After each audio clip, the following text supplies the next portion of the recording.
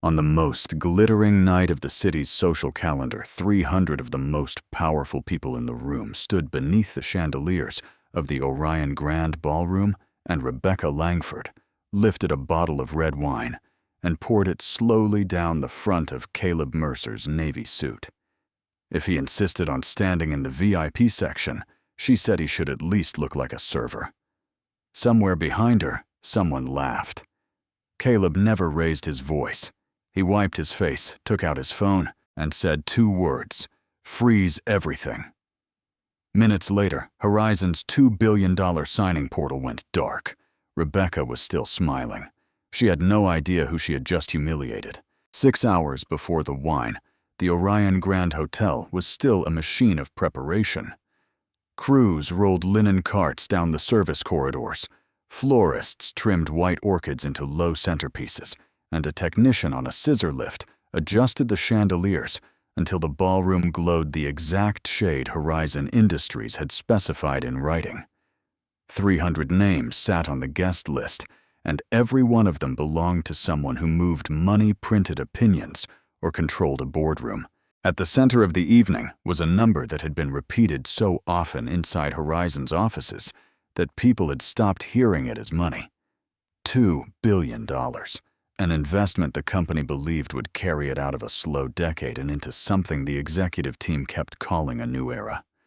The signing was scheduled for the end of the night after the speeches in a conference room 2 floors above the ballroom, where the documents were already loaded and waiting. Claire Bennett had walked the floor plan 4 times that afternoon and knew where every table camera and service station belonged. 6 years of running events at the Orion had taught her the difference between a room that was excited and a room that was nervous. This one was both. Horizon's people kept checking their phones between rehearsals, and their laughter came a half-second too fast. Caleb Mercer arrived at 7:40 alone in a navy suit that had been well-made and worn often. He carried no folder and no assistant. Claire was working the front desk herself during the arrival window, and when he handed over his invitation, she saw that it carried no personal name at all. It had been issued through the counterparty's counsel, a designee slot from the law firm that had handled every negotiation, and the only thing printed on it was the firm's name. She marked it verified, handed him the entry card, and thought nothing more of it. He stepped into the ballroom the way a man steps into a room he has no intention of conquering. He raised no hand toward the executives clustered near the bar. He did not drift toward the financial press already circling the stage for quotes. He took a glass of water from the end of the bar, moved to the wall, and stood where he could see most of the room at once. What Caleb watched was not the stage. He watched a server named Evan Foster come out of the kitchen corridor with a tray of champagne loaded 2 glasses past what a tray that size could safely carry. A man in a charcoal suit stepped backward into his path without looking, and the tray tilted. Caleb crossed 3 steps, put one hand flat beneath the rim, and held it level while Evan found his balance. The man in charcoal never turned around. When Evan started to apologize, Caleb told him the tray was overloaded, and that whoever had loaded it should be hearing about it, not him. A few minutes later, a young woman from the events staff dropped a stack of place cards near the seating chart, and the cards fanned out across 20 feet of carpet. 2 guests walked straight through them. A third stepped over the pile and kept talking. Caleb crouched and gathered them, squaring the edges as he went, and handed the stack back without waiting to be thanked. Claire watched the whole thing from the service entrance with her headset around her neck. In 6 years, she had learned that guests at events like this came in 2 varieties. There were the ones who ignored the staff, and there were the ones who performed kindness toward the staff when someone important was watching. Caleb had done neither. He had helped when nobody with power was looking, and then he had gone back to the wall. She walked over because she wanted to know what he was. "You've saved 2 of my people in 10 minutes, Claire said. "That's more than the rest of this room combined." Caleb turned the water glass slowly in his hand. The tray was overloaded. "That's a scheduling problem, not a clumsiness problem. Somebody upstairs cut your staffing." Claire did not answer because he was right, and the answer was not hers to give. She asked what he did instead. I invest in people, Caleb said. She took it for a pleasantry, the kind of thing men said at events like this, when they meant private equity, and did not want to explain it. She smiled and asked what had actually brought him to a Horizon gala. Caleb looked past her toward the stage where a technician was testing the microphone, and a banner behind it carried the company name in white letters 6 feet high. He held the look longer than the question required. Somebody's making a very large decision tonight, he said. I wanted to see the room it's being made in. Claire followed his gaze and then looked back at him, and something in her recalculated. He had not said he wanted to see the deal. He had said the room. His phone lit against his palm. She saw the message from where she stood, 4 words plain and without a greeting. Still proceeding tonight, Caleb did not answer it. He turned the screen against his leg, and when Claire's headset crackled with a floor call, she excused herself and he went back to watching the room. Rebecca Langford entered at 8:15, and the room reorganized itself around her. She came through the main doors with 3 cameras tracking her in a black dress cut to photograph well from the front of a stage, moving through the crowd at a pace that suggested every conversation had already been scheduled and timed. Horizon's chief executive had spent 4 years arguing that the company was one bold move away from relevance, and tonight, the bold move was going to be signed in front of everyone who had doubted her. Brooke Langford came in a half-step behind her sister, working the room with a colder efficiency, remembering names and net worths in equal measure. The executive vice president title had arrived in Rebecca's 2nd year in the chair, and the business press mentioned the relationship every time it wrote about Horizon, and it had long ago stopped bothering either of them. Walter Grayson stood near the front tables with a whiskey he was not drinking. Horizon's board chairman had been on the phone twice that afternoon with the attorneys representing the investor side, and both times he had come away with the impression that something about tonight had not yet been decided. He had not mentioned this to Rebecca. Rebecca had made it clear for 3 weeks that the deal was done, and that anyone suggesting otherwise was undermining her. At 8:40, she finished a photograph with 2 of the financial reporters and turned toward the VIP section, a roped area near the stage, holding 12 tables, reserved for the largest investors and the board.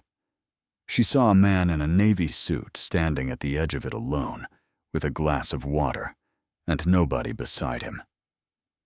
She had spent the entire evening being told she was the most important person in the room, and this man did not appear to have registered her. Rebecca crossed to him. "This area is restricted." Caleb turned. "I'm aware." "Then you understand you can't be in it." She took in the suit and the water glass and reached a conclusion in under 2 seconds. "If you're with catering, the staging area is through the back.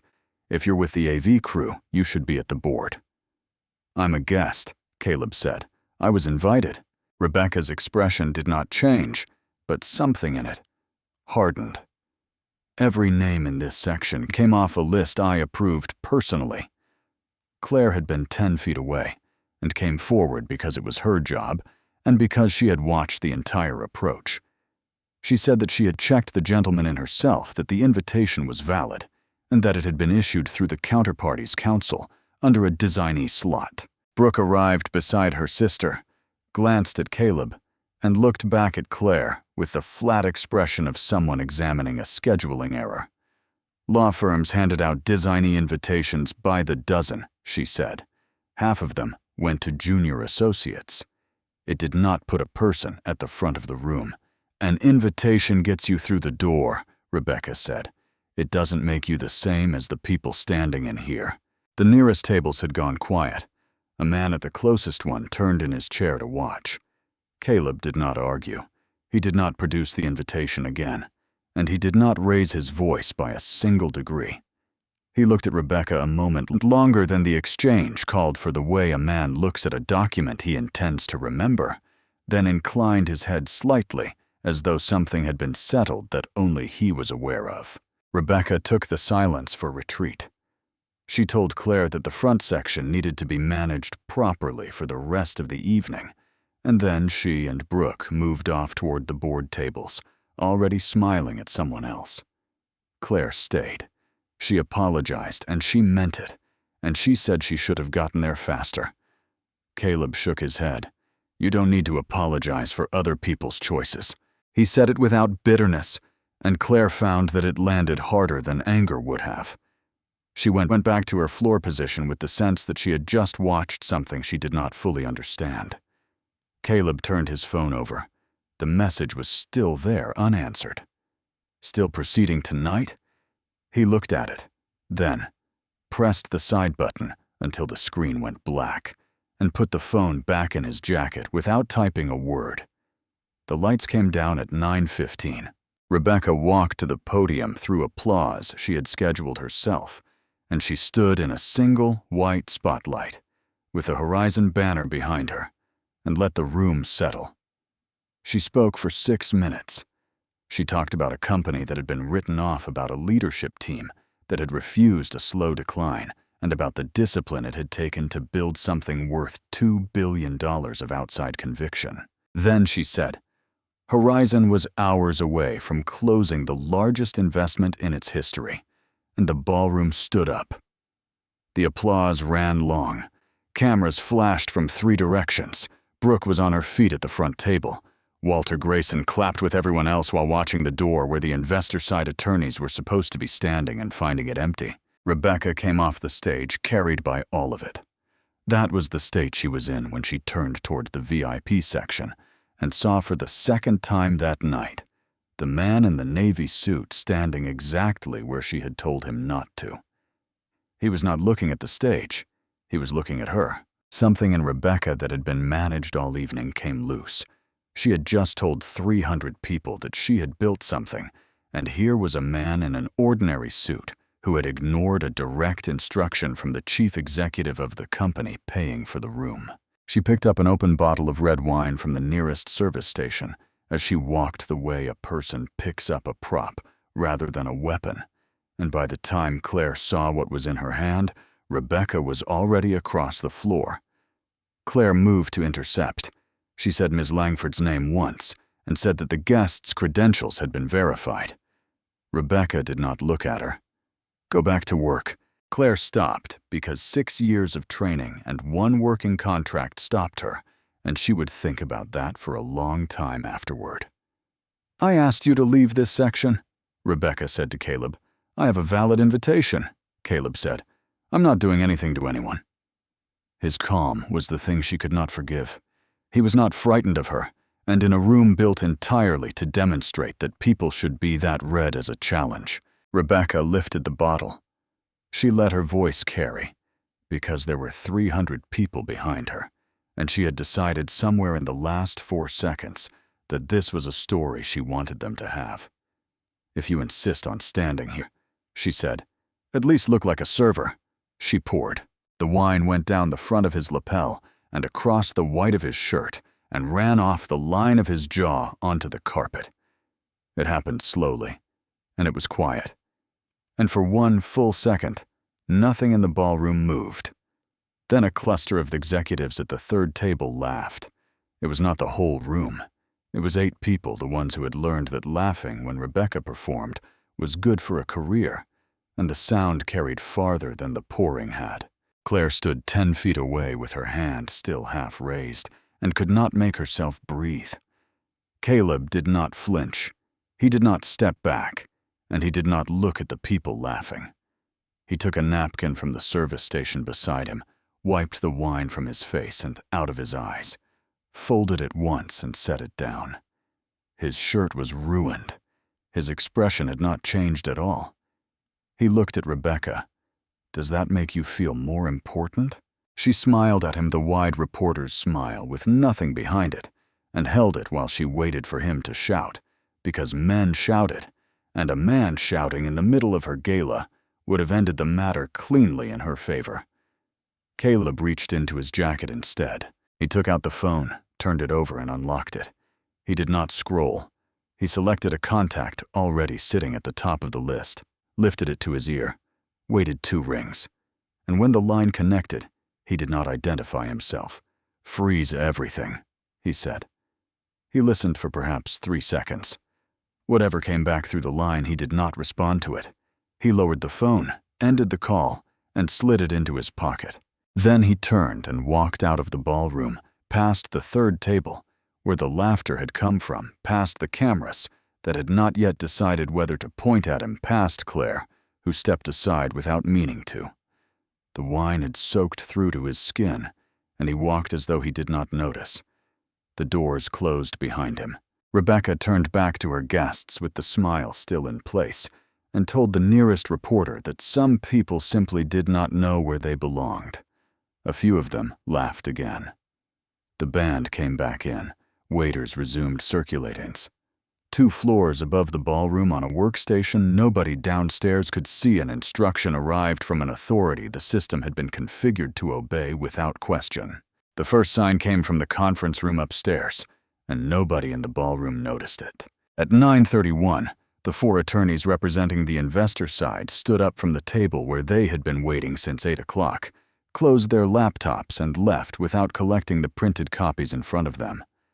The Horizon associate assigned to sit with them asked where they were going. One of them said instructions had come through and that no further work would be done tonight, and then they were in the elevator and gone. At 9:34, the bank handling the transfer stopped confirming the transaction. The confirmation queue simply stopped returning results, and the operations contact on the Horizon side, calling from a hallway outside the ballroom, was told that the account had been placed on hold at the source and that nobody at the bank had authority to lift it. At 9:38, every document awaiting signature changed status. The screens did not go blank. That would have been easier to explain. Every file remained visible, fully drafted, fully prepared, and entirely locked with a single line of gray text where the signature blocks had been. Rebecca was still holding a glass of champagne she had not drunk from when Brooke came to find her. Brooke said nothing at first. She turned her tablet around so her sister could see the screen and waited while Rebecca read it twice. "That's a system error," Rebecca said. "Get it!" It was already on it, Brooke told her, and IT had come back inside 4 minutes to say the lock had not originated in Horizon's environment. It had come from the counterparty's side, from an administrative account sitting above Horizon's own permissions, and nobody in the building could do anything about it. Rebecca set the champagne down hard enough that it tipped and had to be caught. She crossed the ballroom to Walter Grayson and told him to restart the portal. The board chairman answered that he did not have that access, had never had it, and that no one at Horizon ever had. The counterparty controlled the gate. Horizon had agreed to that arrangement 14 months earlier because $2 billion had made it sound reasonable. Phones began to sound across the front tables, not all at once, which would have been dramatic, but in a wave that moved slowly outward one screen and then another. Executives pulling devices out of jacket pockets and turning away from their conversations to read. Marcus Hale read his notification standing beside the dessert service. It came from the compliance channel and consisted of one sentence. The investment had been suspended, pending review, effective immediately at the direction of the funding entity. He carried the phone to Grayson, and Grayson read it and did not say anything, and the two of them stood there in the middle of a party that was still going on around them. Rebecca was shown the same screen at 9:51. She read it and said that the counterparty could not act unilaterally, that there were terms, that there were penalties. Then she stopped talking because something had surfaced in her memory and she could not push it back down. Freeze everything. She had heard the man say it. She had been standing close enough to see the wine on his collar when he said it, and she had watched him put the phone away and walk out of her ballroom, and she had turned to a reporter and made a joke. Rebecca told herself the timing was coincidence. A man who owned anything did not stand alone against a wall drinking water. She had spent a career reading rooms. She had read him in 2 seconds, and she was not wrong about people. Claire had heard the word portal 3 times in 10 minutes while moving through the room with her headset, and she had watched Horizon's leadership stop pretending to enjoy their own party. She thought about the 4 words on his phone screen. She thought about the way he had looked at Rebecca before he made the call. Whoever he was not what this room had decided he was, and she understood that she had been standing beside something all evening without recognizing it. By 10:15, the ballroom knew. The band had stopped between songs and never started again. Guests clustered near the doors with their phones out, and the financial reporters who had come for a signing photograph were making calls in the corridor. The white banner still hung behind an empty stage. Rebecca gathered what was left of her authority and told Walter Grayson to call the head of Mercer Global Holdings directly. Not the attorneys, not the compliance line. The man himself tonight, and to explain that Horizon expected the suspension lifted before markets opened. Grayson looked at her, and the color had gone out of his face. Rebecca asked why he had not already called. "I did," Grayson said. "I've been trying for the last 20 minutes. She told him to try harder. "Rebecca." He said her name the way a man says it when he has decided there is no gentle version of what comes next. "The man you poured wine on is the man I need to call." The sound of the room went away from her. Grayson kept talking because someone had to say it out loud, and it came out in the flat voice of a man reading a document he wished he had read sooner. Caleb Mercer had founded Mercer Global Holdings and remained its controlling shareholder. He had never given an interview and never sat for a photograph, and he had built the entire structure so that his attorneys spoke and he did not.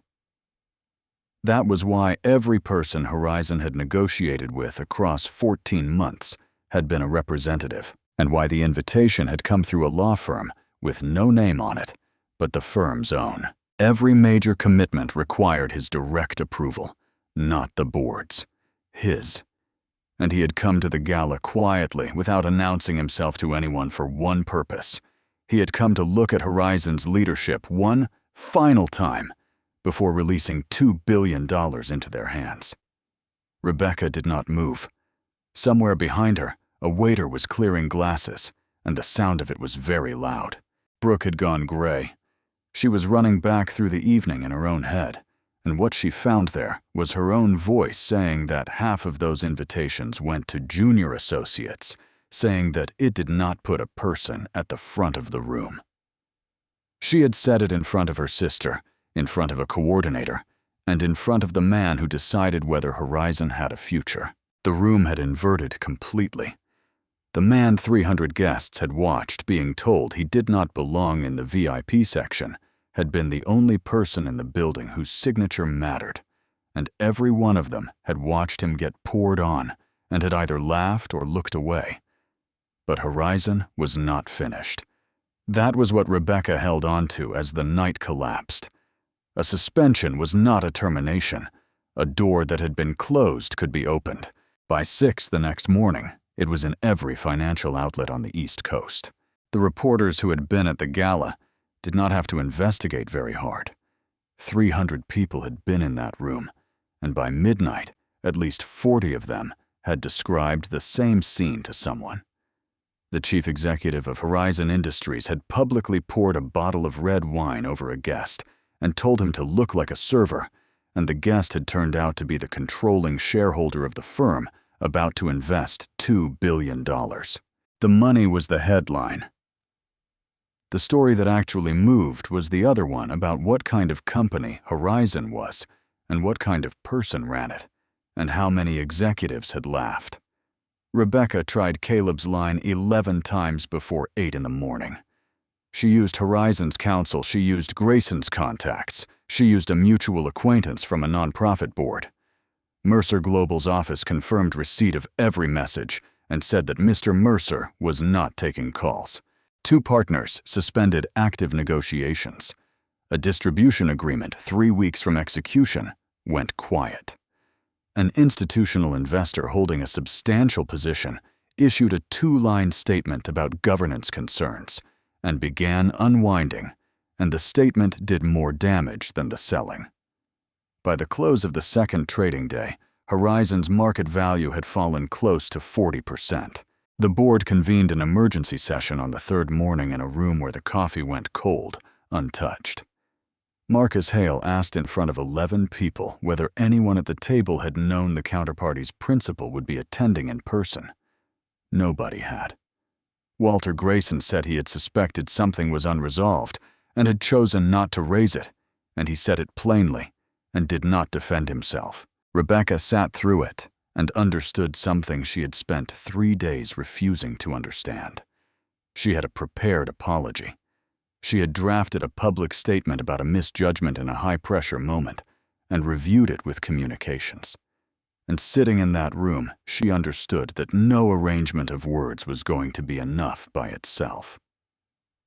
Then at 4 o'clock that afternoon, Mercer Global's office called back. Mr. Mercer would meet with Ms. Langford and Ms. Langford at the Mercer Global offices the following morning. 30 minutes. No attorneys on their side, no communications staff, no recording. Rebecca hung up and felt the first real air she had breathed since the ballroom. He had agreed to see her. A man who intended to walk away permanently did not schedule a meeting. She told Brooke that if they went in and apologized directly and honestly, there was still a path. The suspension could be lifted. The investment could close. Her position could survive it. Brooke did not answer, and Rebecca did not notice that she had not. Mercer Global occupied 4 floors of a building with no name on it, and the lobby held no art, no press wall, and no photographs of anyone. A receptionist checked them in and walked them to a corner office with a plain table and windows facing north. Caleb was already there in a different navy suit. He stood when they came in and gestured at the chairs across from him. Daniel Reeves, the attorney who had led every negotiation Horizon's people had ever attended, sat 2 seats down with a closed folder he did not open. Rebecca had rehearsed her opening on the drive over.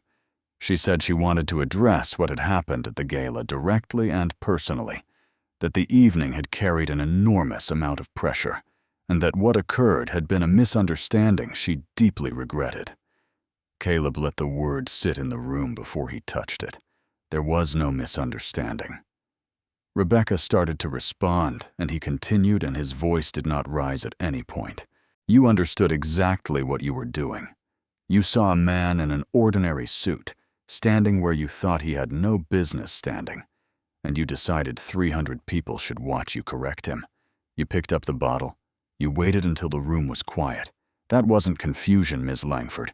That was a choice, and you made it carefully. He set his hands flat on the table. The only thing you misunderstood was how much power I actually had. Brooke spoke then, and she did not look at her sister when she did. She said she had said things to him that night, too. Neither of them had known who he was, and they had judged him before they had any reason to, and she was not going to pretend otherwise now. Caleb acknowledged it with a slight nod, and then he asked both of them a question. If I really had been a waiter, would either of you be sitting here apologizing to me? Neither woman answered. Rebecca opened her mouth and found she could not build a sentence that was both true and useful. Brooke looked at the table. Caleb let the silence run until they had each had time to hear the answer they were not saying. I carried a household alone for a long time, he said, years of it before any of this existed. I loaded trucks at night, and I sat in the back of rooms where people talked past me all day. And what that teaches you is how fast human beings sort each other, and how little the sorting has to do with anything real. A person's dignity isn't issued with a title, and it doesn't come out of a bank account. It's there before anybody checks either one.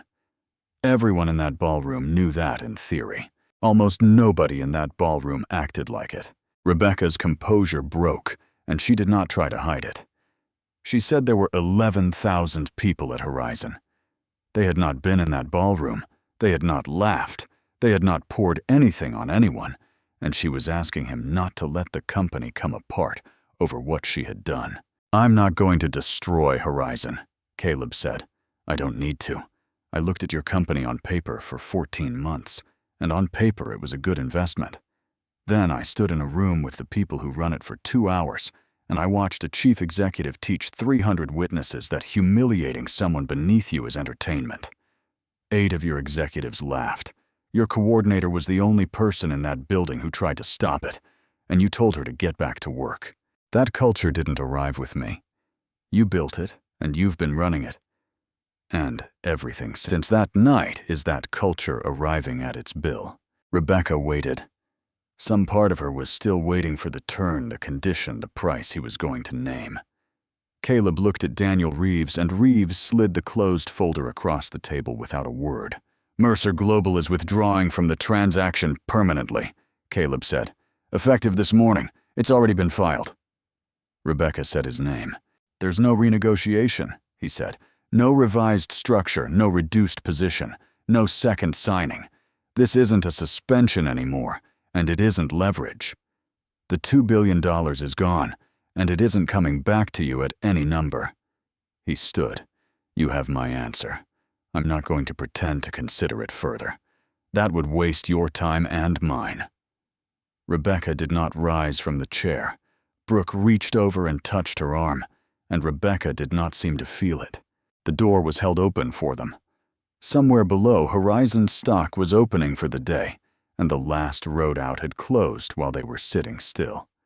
The filing hit the wire at 9:40 that morning, while Rebecca and Brooke were still in the elevator.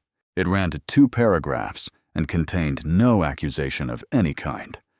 Mercer Global Holdings had terminated its proposed investment in Horizon Industries and had no further comment. There was nothing in it about a ballroom, a bottle, or a chief executive, and that restraint did more damage than an attack would have, because it left 300 witnesses to supply the missing sentence themselves, and they had been supplying it for days. Horizon stock opened down and kept going. By the end of the week, the company had lost more than half of what it had been worth on the night of the gala, and the losses were no longer about the $2 billion.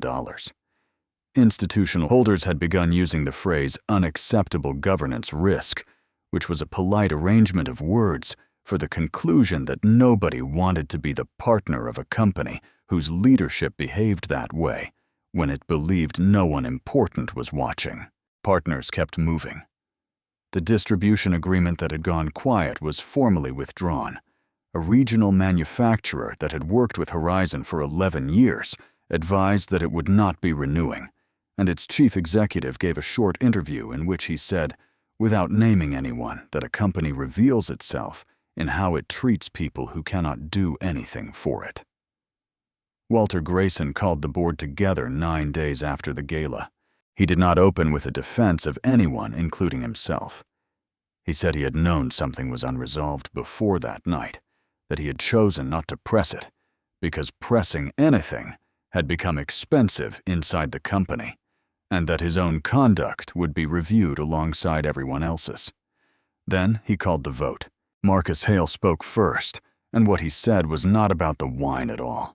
He said the board had spent 4 years being told that any question was disloyalty, and that they had gone along with it because the numbers looked promising, and that the environment which produced a chief executive who felt free to humiliate a stranger in front of 300 people was an environment the board itself had funded. The vote was not close. It was not even divided. Rebecca asked for 5 minutes before it was recorded, and Grayson gave them to her. She stood at the end of a table she had controlled for 4 years and told 11 people that the company was 1/4 from stabilizing, and that replacing its chief executive in the middle of a crisis would finish what the wire filing had started. Nobody interrupted her. When she was done, Marcus Hale said that she had just described a company that could not survive without her, and that this was exactly the problem the board had been asked to fix. Nobody argued with him either. Rebecca Langford resigned as chief executive of Horizon Industries the same day. The statement she released was 4 sentences long and contained no explanation. She had spent 4 years building a public voice, and at the end had nothing she was willing to say with it. Brooke stepped down from the executive vice president position that week and released no statement at all.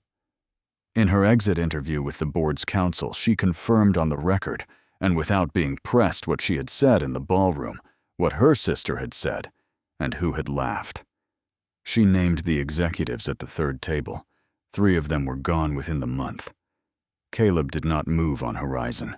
He was advised to.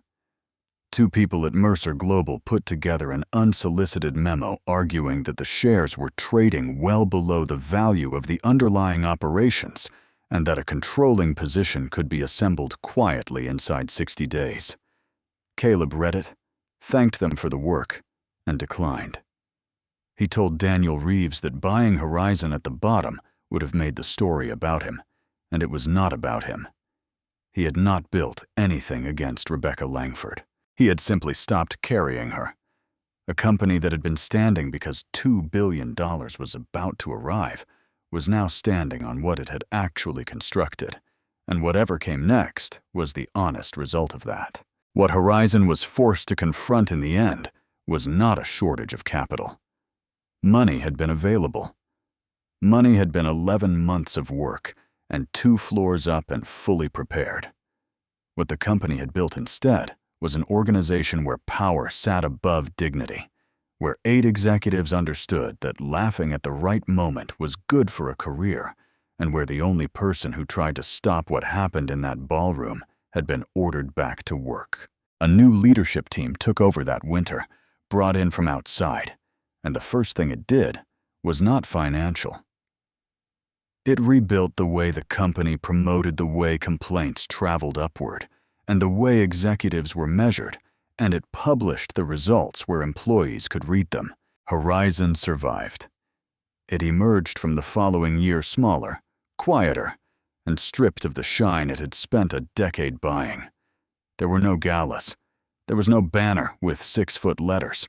It became an ordinary company that made things and treated the people who made them decently, which was less than Rebecca had promised, and considerably more than what her version of it had actually been. 9 months in, one of the plant supervisors who had been promoted under the new system was asked by a trade publication what had actually changed. He said the difference was that people had stopped watching the room before they spoke. Rebecca herself was not hired anywhere for a long time. What she did instead in that first winter was enroll in a program on leadership ethics and workplace culture at a business school 2 hours outside the city, sitting in seminar rooms with people 20 years younger who all knew exactly who she was. In the 4th week, she was asked to present a case study on organizational failure. She presented her own. She did not soften it. She described picking up the bottle, described making certain the room was quiet first, described being asked afterward whether she would be apologizing to a waiter, and said that she had not been able to answer, and that the inability to answer was the entire case study. The capital Horizon lost went to a manufacturer 3 states away, a company with no gala and no banner known inside its industry, for promoting from within its own plants, and for a labor record that had cost it money more than once. Mercer Global closed that investment in 11 days. The announcement was a paragraph. Claire Bennett stayed at the Orion through the entire collapse. She worked 3 events in the same ballroom in the weeks that followed, standing in the spot where it had happened and saying nothing about it to anyone. 2 reporters found her number, and she returned neither call. When the hotel's general manager asked her to write up her account for the file, she wrote 4 factual paragraphs and left out every adjective she wanted to use.